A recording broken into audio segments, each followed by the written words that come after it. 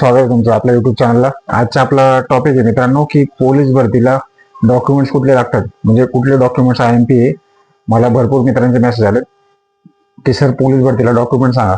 तर आज आपला जो विषय आहे मित्रांनो पूर्ण डॉक्युमेंट्स होणार आहे. कुठले डॉक्युमेंट्स लागतात, कुठले डॉक्युमेंट्स IMP आहेत, म्हणजे तुम्हाला पोलीस भरतीला जाताना धावपळ करावी लागणार नाही.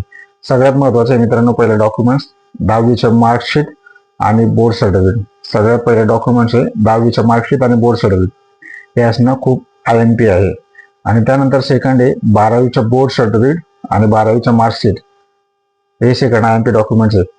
आणि त्यानंतर आपल्याला लागतं मित्रांनो लिव्हिंग सर्टिफिकेट. लिव्हिंग सर्टिफिकेट म्हणजे शाळा सोडल्याचा दाखला. शाळा सोडल्याचा दाखला आपल्याकडे असला पाहिजे.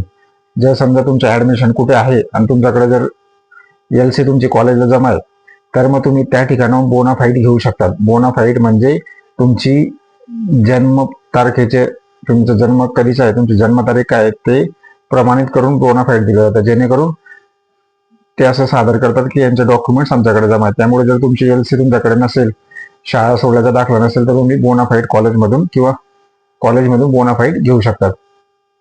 हे झालं मित्रांनो 3 डॉक्युमेंट. आणि त्यानंतर चौथं डॉक्युमेंट्स आहे मित्रांनो आधार कार्ड.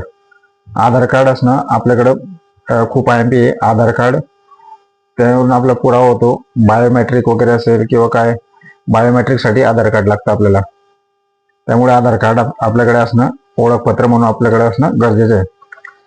त्यानंतर जे कॅन्डिडेट कास्ट मधून आहेत, OBC, ST, NT, VGNT, SBC या कास्ट मधून, मग त्यांना कास्ट सर्टिफिकेट असणं गरजेचं आहे. कास्ट सर्टिफिकेट आणि व्हॅलिडिटी भरती झाल्यावर पण आपण जमा करू शकतो. असली तर चांगली गोष्ट, नसली तर कास्ट सर्टिफिकेट आपलं भागतं, पण व्हॅलिडिटी नंतर आपल्याला सादर करावे लागतं.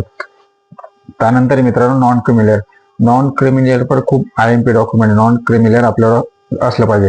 हे कोणासाठी? NT, SBC, त्यानंतर OBC म्हणजे SC, ST प्रवर्ग सोडून बाकीच्यांना नॉन क्रिमिनल सादर करावं लागतं. त्यांचे उत्पन्न हे कमी आहे म्हणून नॉन क्रिमिनल असणं IMP आहे. नॉन क्रिमिनल सुद्धा काढून घ्यायचे, जे ST, SC व्यतिरिक्त जे उमेदवार असतील ते. त्यानंतर मित्रांनो सगळ्यात IMP डॉक्युमेंट्स डोमोसाईल असणं सर्वात महत्वाचं आहे. कारण डोमोसाईल हा तुमचा महाराष्ट्राचा पुरावा आहे. कारण तुम्ही महाराष्ट्राचे नागरिक असल्याचा तो पुरावा आहे. डोमोसाईल म्हणजे तुम्ही महाराष्ट्राचे रहिवासी आहात. महाराष्ट्राचे रहिवासी नसेल तर तुम्ही महाराष्ट्राची पोलीस भरती करू शकत नाही. त्यामुळे डोमोसाईल एक आपल्याकडे असणं आवश्यक आहे. त्यानंतर जे स्पोर्ट्स कॅन्डिडेट असतील त्यांचं जे सर्टिफिकेट आहे, ते सर्टिफिकेट त्यांच्या आरक्षणासाठी 5% आरक्षणासाठी स्पोर्ट्सचं सर्टिफिकेट असणं गरजेचं आहे.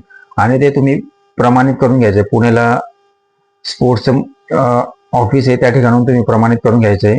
जे स्पोर्ट्स ऑथॉरिटी असेल त्यांच्याकडून तुम्ही प्रमाणित करून घ्यायचे. आणि त्यानंतर मग होमगार्ड असतील, त्यांच्या 3 वर्ष पूर्ण झालं असेल, त्याचं होमगार्डचं सर्टिफिकेट असणं गरजेचं आहे. त्यानंतर मग अनाथ प्रमाणपत्र आपल्याला तहसीलदार किंवा उपजिल्हाधिकाऱ्यांकडून तुम्ही ते अनाथ प्रमाणपत्र घेणं गरजेचं आहे. जे अनाथ म्हणजे जे पाल्य असतील त्यांनी अनाथ प्रमाणपत्र काढून घेणं गरजेचं आहे. त्यानंतर आहे मित्रांनो पोलीस पाल्य जे असतील, पोलीस पाल्य म्हणजे ज्यांचे वडील पोलीस खात्यामध्ये रिटायर झालेत किंवा आहेत ड्युटीला, त्यांना वेगळं आरक्षण असतं. त्यासाठी पोलीस पाल्यासाठी ते ज्या ठिकाणी नियुक्तीला होते किंवा जिथून ते रिटायर झाले त्या ठिकाणून पोलीस पाल्याचं प्रमाणपत्र घेणं गरजेचं आहे. हे सगळं डॉक्युमेंट्स असणं आवश्यक आहे. आणि तुमच्याकडे या व्यतिरिक्त ड्रायव्हिंग लायसन्स जर असेल तर ते पण अतिउत्तम. आणि आता MSCIT पण कंपल्सरी केले, त्यामुळे जर तुमच्याकडे आता वेळ असेल तर MSCIT काढा. MSCITचं पण सर्टिफिकेट लागतं. असे व्हिडिओ मित्रांनो इन्फॉर्मेटिव्ह घेऊन येत राहील. इन्फॉर्मेटिव्ह म्हणजे पूर्ण सहनिशा करून मी व्हिडिओ घेऊन येत राहणार आहे. त्यामुळे तुम्हाला व्हिडिओ आवडल्यास लाईक करा, शेअर करा आणि सबस्क्राईब करायला विसरू नका. जय हिंद.